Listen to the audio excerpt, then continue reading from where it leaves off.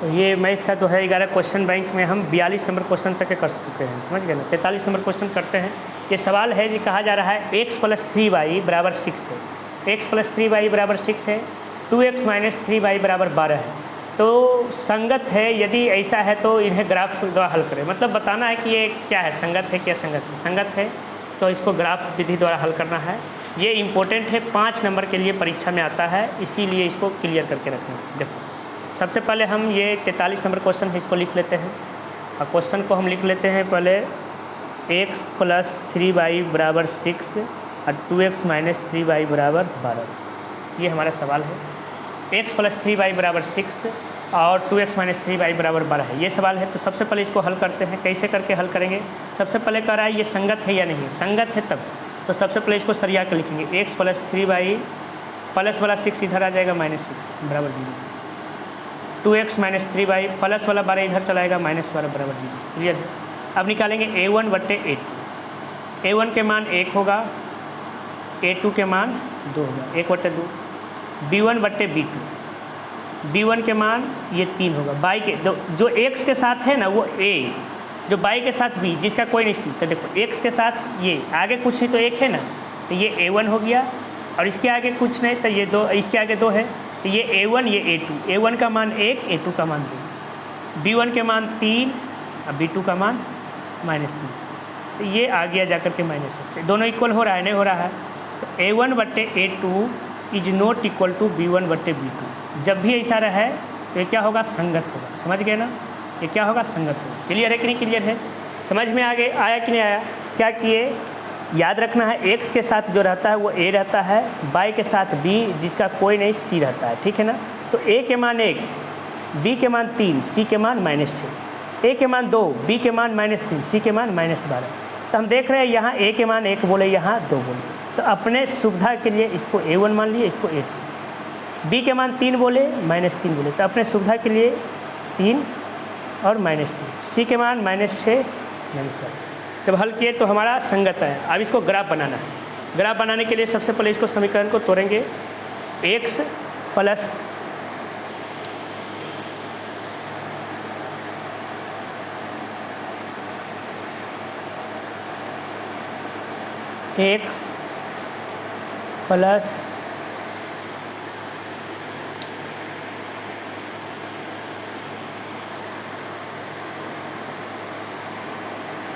x plus क्या है, 3y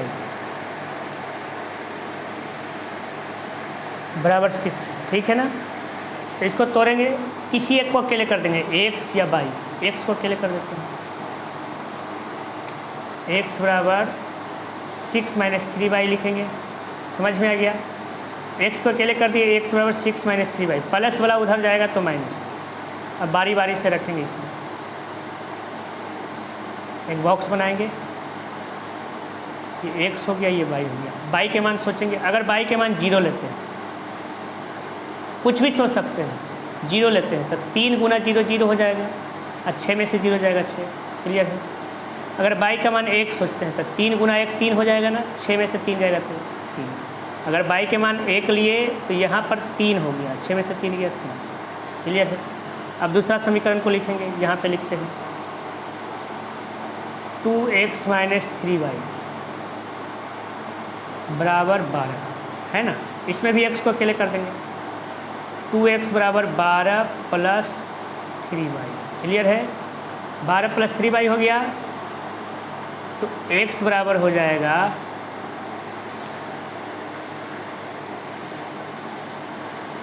12 + 3y/2, ठीक है ना। अब बारी बारी से सोचेंगे ऐसे ही। आप 2 को सोच सकते हो, 3 को, 4 को, जे वो इच्छा करे वो सोच सकते हो। y का मान सोचेंगे। अगर y का मान 0 सोच लिए तो ये पार्ट 3 × y है तो 0 हो जाएगा। अब 12 में 0 जोड़ देंगे तब 12 होगा कि नहीं होगा, तो 2 से कटेगा ना, हो तो 6 दूनी 12 हो जाएगा। तो y = 0 लिए, देखो 0 लिए तो 3 × 0 क्या हो गया, 0। 12 में 0 जोड़ दिए तो 12, 2 से भागा दे दिए 6। क्लियर है।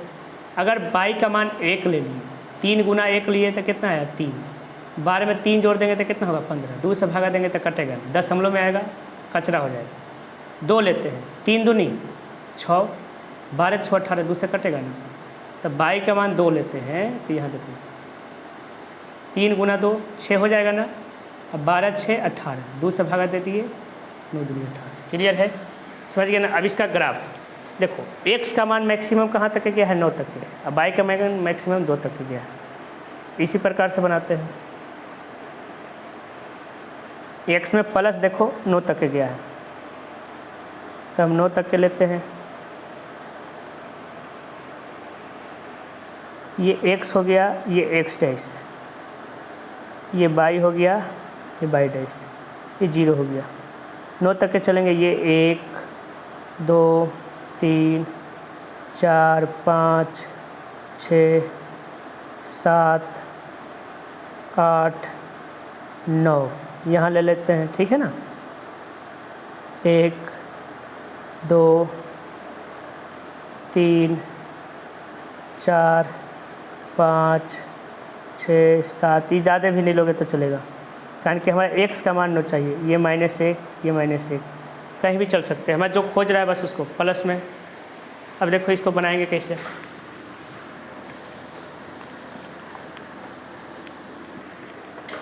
इसको ध्यान देना। सबसे पहले इसको हल करते हैं। x के मान क्या है, 6, यह हो गया 6, x के मान 6, यह हो गया ना, हो। अब बाई के मान क्या है, 0, बाई यह है 0, समझ गए ना।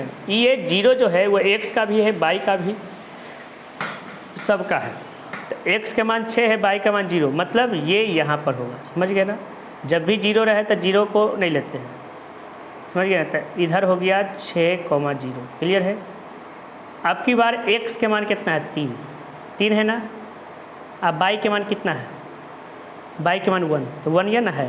तो ये इधर से जाएगा, ये इधर से जाएगा, तो मिलेगा कहाँ पे, यहाँ पे मिलेगा कि नहीं, ये बिंदु पर मिलेगा।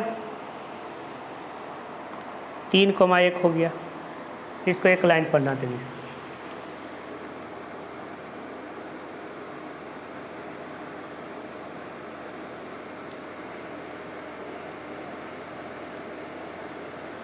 क्लियर है, ऐसे करके लाइन बना देंगे। ये समीकरण क्या था, x + 3y = 6 है, इसको लिख देंगे। क्लियर है कि नहीं, क्लियर है।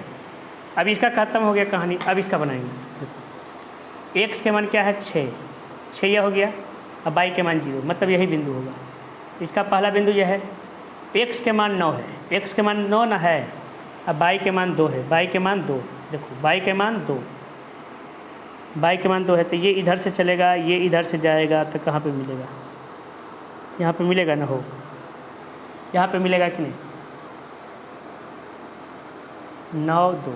तो देखो एक ये वाला बिंदु इसमें भी था, इसमें भी था, और ये वाला बिंदु, तो इसका बिंदु हो गया, दूसरा वाला का बिंदु, ये दोनों ना हुआ। ये नहीं कि इससे नहीं मिलाना है, ये दोनों को मिलाना है। क्यों मिला दिए, काहे कि ये बिंदु इससे भी था, समझ गए ना, उसमें भी था। तो इसको हम दूसरा कलर से है, देखिए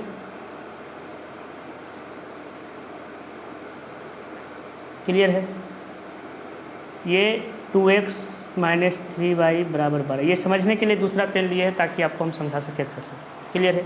ये ग्राफ आता है 5 नंबर के, इंपॉर्टेंट है, इसको सीख जाइएगा, बार बार वीडियो देखिएगा, क्लियर हो जाएगा, समझ गए ना। अब 44 नंबर क्वेश्चन को समझते हैं। 44 नंबर क्वेश्चन कह रहा है,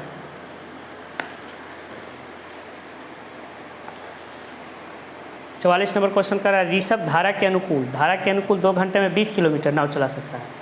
ऋषभ धारा के अनुकूल मतलब हुआ धारा के साथ 2 घंटे में 20 किलोमीटर, समझ गए ना।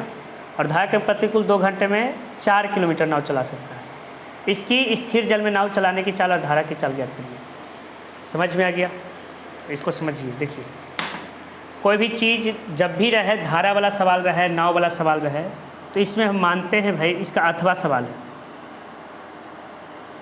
इसमें मानेंगे भाई माना कि अब नाव और धारा न है इसमें, तो नाव की चाल को x मानेंगे। क्या है कि जो ज़्यादा, अब नाव और धारा में ज़्यादा है, देखिए स्पीड रहेगा नाव की, तब ना नाव तैर रहा है। अगर धारा के ज़्यादा स्पीड रहता तो क्या बोलता, उसको है कि बहा देता, उसको डुबा देता। तो जब भी ऐसा हो रहेगा सवाल, तो हम मानेंगे माना कि नाव की चाल बराबर x किलोमीटर प्रति घंटा। क्लियर है। और धारा की चाल, धारा की चाल बराबर क्या मानेंगे, बाई किलोमीटर प्रति घंटा। यहाँ तक के समझ में आया। जब भी ऐसा सवाल रहेगा तो जो भी निकालना रहे मानेंगे, एक को x मान लेंगे, एक को y। जब भी जो बड़ा रहे उसको x मानेंगे। समझ गए ना, क्यों मानेंगे जो हम आगे जानेंगे। अब यहाँ लिखेंगे प्रश्नानुसार, प्रश्नानुसार। समझ गए ना। करा धारा के अनुकूल, अनुकूल ना, धारा के अनुकूल, धारा के अनुकूल। जब भी धारा के अनुकूल रहेगा ना, तो इसका चाल जो होता है दोनों के जोड़ देते हैं। अनुकूल में जोड़ देंगे, प्रतिकूल में घटा देंगे, दोनों के चाल को जोड़ दिए। धारा के अनुकूल पूछेगा तो दोनों के चाल को क्या कर देंगे, जोड़ देंगे। क्लियर है। तो चाल बराबर क्या होता है, दूरी बटे समय, दूरी बटे समय। तो सवाल में देखो लिखा हुआ है धारा के अनुकूल 2 घंटे में 20 किलोमीटर, 2 घंटे में।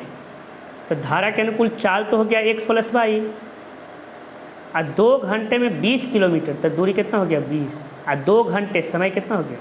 देखो चाल बराबर दूरी बटे समय होता है। चाल अनुकूल वाले में चाल कितना हो गया x + y, तो चाल के सामने लिख दिए। किताब में लिखा हुआ है 2 घंटे में 20 किलोमीटर, तो 20 किलोमीटर दूरी ना हो गया हो, तो 20 और समय 2 घंटे काटेंगे तो ये कितना हो जाएगा 10। मतलब x + y का मान हो गया 10। ये समीकरण 1 हो गया। क्लियर है। अब फिर पुनः प्रश्न से, पुनः प्रश्न से धारा के प्रतिकूल, अब की बार क्या करा है, धारा के प्रतिकूल। तो धारा के प्रतिकूल चाल को क्या करेंगे, घटा देंगे, x - y करेंगे। ये नहीं कि y - x, जब भी घटाएंगे नाव माइनस धारा करेंगे, धारा माइनस नाव कर देंगे तो गड़बड़ा जाएगा। ये हो जाएगा धारा के अनुकूल में प्लस हुआ था, धारा के प्रतिकूल में माइनस। चाल बराबर फार्मूला क्या होता है, दूरी बटे समय, दूरी बटे समय। ठीक है। चाल प्रतिकूल चाल कितना हो गया x - y। अब किताब में देखिए लिखा हुआ है 2 घंटे में 4 किलोमीटर, मतलब अवधि दूरी 4 हो गया और समय 2 घंटा है। तो काटेंगे तो 2 हो जाएगा ना, x - y बराबर 2। ये समीकरण बनेगी। क्लियर है कि नहीं क्लियर है, क्लियर है ना। अब इसको इधर लिखते हैं।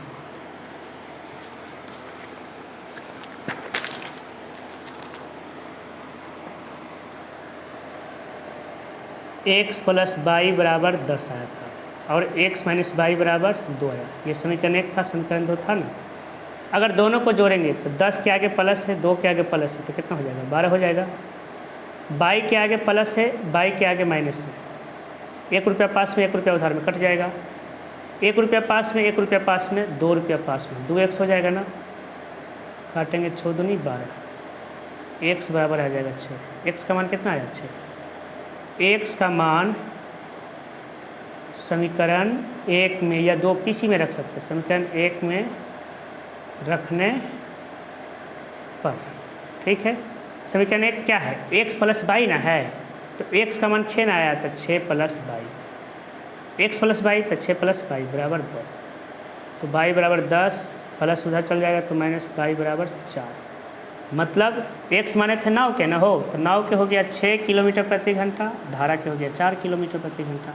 लिखेंगे अतः, अतः नाव की चाल, नाव की चाल 6 किलोमीटर प्रति घंटा और धारा की चाल, धारा की चाल 4 किलोमीटर प्रति घंटा है। समझ में आ गया। इसको एक बार फिर से है जो कि बैक करके देख लेना, इससे फिर से समझ में आ जाएगा।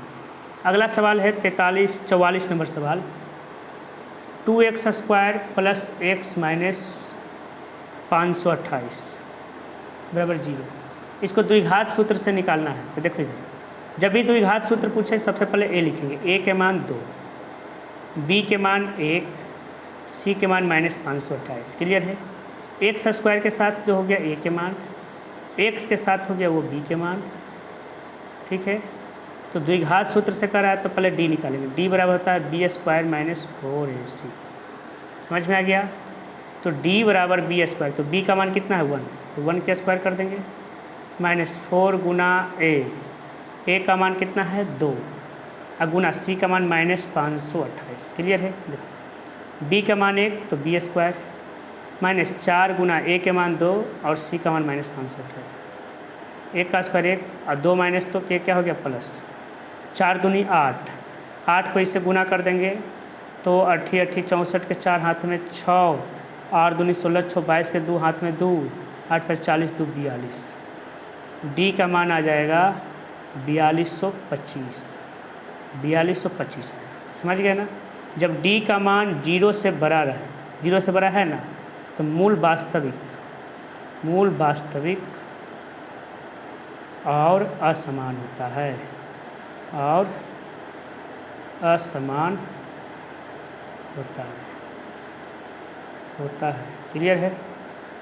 समझ गया ना? अब मूल का फार्मूला होता है, मूल का फार्मूला होता है -b plus minus √d/2a, minus b का मान कितना है 1 ना है, प्लस माइनस √d, d का मान कितना आया है 4225, d का मान आया है, d का मान 0 से बड़ा है ये लिखे हैं, ये नहीं समझना कि 0 है, d का मान 4225 आया, बटे 2 गुना a का मान कितना है 2, -1 प्लस माइनस 4225 जो होता है 65 का वर्गमूल होता है। समझ गए ना? 2 दूनी 4, इसको एक बार जोड़ देंगे प्लस 65 बटे 4, एक बार घटा देंगे -1 -65 बटे 4, ये हो जाएगा 64 बटे 4, 16 64, ये हो जाएगा -66 बटे 4, 33 दूनी 66, 2 दूनी 4। कहने का मतलब इसका मूल जो आ जाएगा, मूल जो होगा, इसको देख रहे हैं -1, थोड़ा सा यहाँ देखो, -1 प्लस, ये प्लस माइनस है ना, तो प्लस 65 लिख दिए, अब माइनस लिख दिए। 1 रुपया उधार में 65 रुपया पास में, तो 64 रुपया पास में 4 रुपया, 16 64। 1 रुपया उधार में 65 रुपया उधार में, तो 66 रुपया उधार में, 33 दूनी 66, 2 दूनी 4, तो मूल हमारा आ गया 16 -33 बटे 2, ये हो गया आंसर। क्लियर? इसको समझ करके रखना है। अगला सवाल देखते हैं। अगला सवाल क्या है? अगला सवाल का रखा है, जब भी ये सब सवाल बताए क्वेश्चन बैंक अपने पास रखा करो। समझ गए ना? तब जाके समझोगे। क्वेश्चन बैंक नहीं रहेगा तो समझ में नहीं आएगा, क्योंकि हमारे पास किताब को हटा करके समझाना पड़ता है, कारण कि ये स्पेस नहीं है। 2 वर्गों के क्षेत्रफल का योग, 2 को वर्ग है, उसका क्षेत्रफल निकालते हैं, दोनों के जोड़ते हैं ना, तो 468 होता है। उसके परिमापों का अंतर 24 है, तो दोनों वर्ग की भुजा, तो दोनों वर्ग की भुजा को मान लेंगे, एक x मान लेंगे, तो y। समझ गए ना? क्लियर है? जो चीज़ मालूम नहीं है निकालना है तो उसको x y के रूप में मान सकते हैं। इसका अथवा सवाल है 44 का, ये 44 का अथवा नंबर सवाल है, तो मानेंगे। माना कि पहला वर्ग की भुजा बराबर x मीटर। क्लियर है? ये x मीटर मान लिए। दूसरा वर्ग की भुजा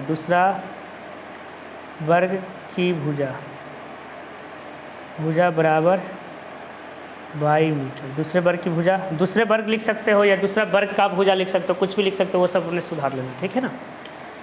प्रश्नानुसार, अब यहाँ पर लिखेंगे प्रश्नानुसार। क्लियर है? अब कराए उनके क्षेत्रफल, वर्ग के क्षेत्रफल का योग 468 है।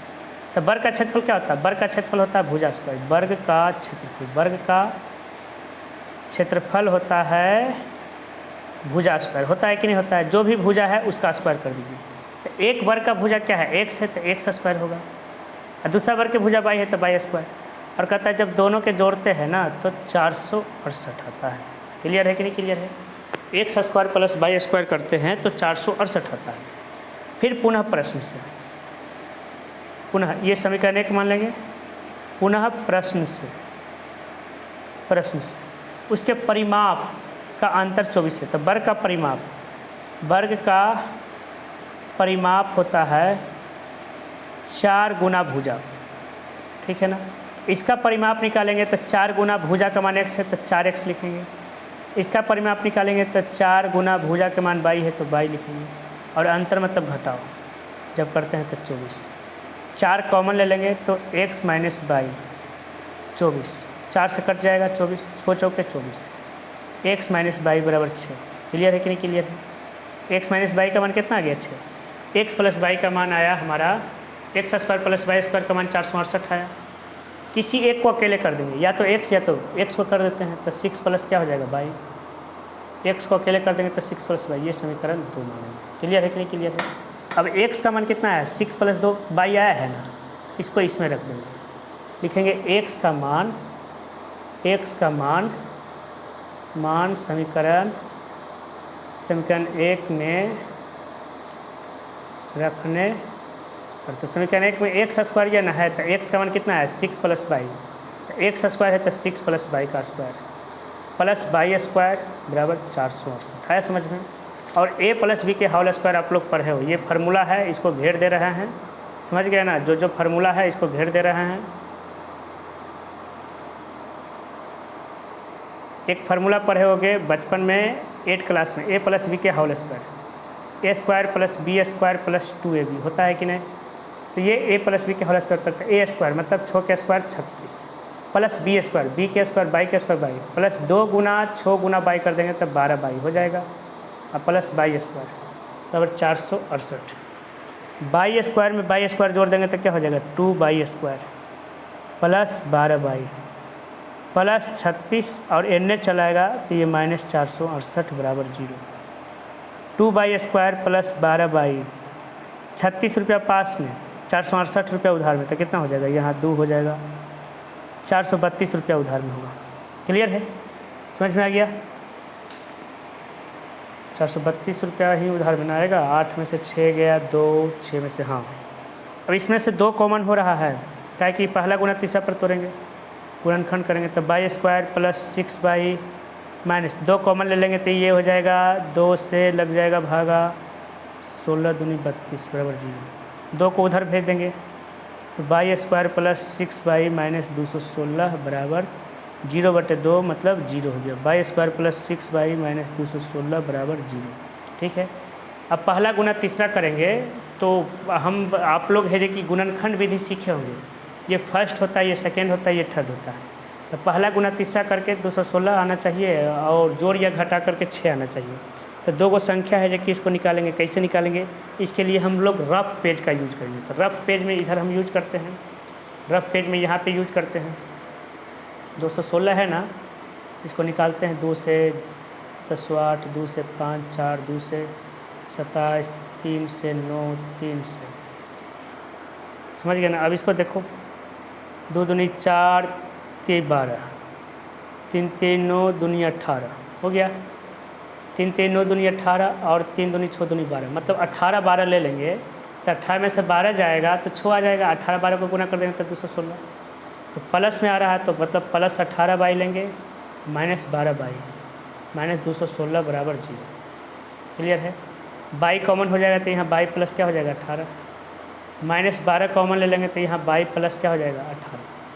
जब भी माइनस रहेगा तो माइनस कॉमन लेंगे। ये सब जो बेसिक नहीं पढ़े हुए हो, 2 अध्याय जो 2 अध्याय नहीं पढ़े हुए उसको ये सवाल समझ में ही नहीं आएगा, कारण कि यहाँ से वही सब ऐसे ये सवाल है जो कि दूसरा चैप्टर का है, लेकिन ये जो गुणनखंड जो है ना 2 अध्याय में, तो जो नहीं पढ़े हो एक बार पढ़ लीजिएगा 2 अध्याय, ठीक है ना। बाई प्लस 18 को फिर से बाहर कर देंगे तो यहाँ बाई माइनस क्या आ जाएगा 12, बाई प्लस 18 बराबर 0, तो बाई बराबर माइनस 18 हो जाएगा, बाई माइनस 12 बराबर 0, बाई बराबर प्लस 12 हो जाएगा। तो बाई का मान 18 आ रहा है माइनस में, प्लस में आ रहा है, तो कभी भी भुजा माइनस में नहीं होता है, नहीं ना होता है। क्लियर है, तो जब भी ये असंभव होगा, ये क्या होगा असंभव, और ये हो जाएगा संभव। क्लियर है, ये संभव पूछेगा, ये संभव क्यों हुआ, काहे कि ये प्लस में है, ये माइनस में, तो माइनस में कभी भुजा की लंबाई नहीं होता। अब बाई का मान समीकरण 2 में रख देंगे या 1 में रख देंगे, दोनों सेंस आएगा, आसानी से 2 में आएगा। बाई के मान यहाँ पे 12 रख देंगे तो 6 प्लस 12 कितना हो जाएगा 18, 1 से मान 18, समझ गए ना। नीचे लिखेंगे बाई का मान समीकरण 2 में रखने पर, बाई का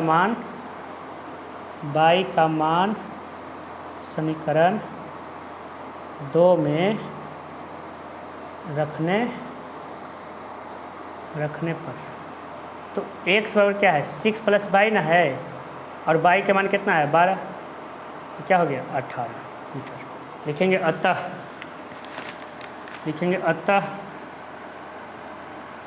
एक वर्ग की भुजा, एक वर्ग की भुजा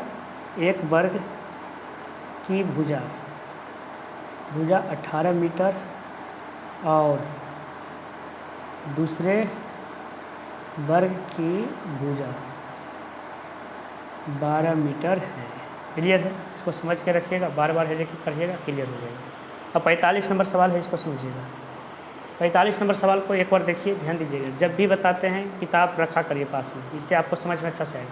एक बहुमंजिला भवन के शिखर से देखने पर एक 8 मीटर ऊंचे भवन के शिखर के और तल के अवनमन कोण है जो कि शिखर और तल के अवनमन कोण 30 डिग्री 45 डिग्री। बहुमंजिले भवन की ऊंचाई और दोनों भवन के बीच की दूरी ज्ञात करना है। समझ गए ना? ये सवाल है, इसको बताते हैं। अभी टाइम देख लेते हैं कितना बज रहा है। टाइम 12 बज चुका है, इसलिए इसको है जो कि बचा हुआ क्वेश्चन कितना है, 1 क्वेश्चन, 2 क्वेश्चन, 3, 4, 5, 6 सवाल है। इसको अगला वीडियो में, क्योंकि 12 बज गया है, अभी बता नहीं पाएंगे यार, सोना भी है। ठीक है, अगला है जो कि 45 नंबर सवाल, अगला वीडियो।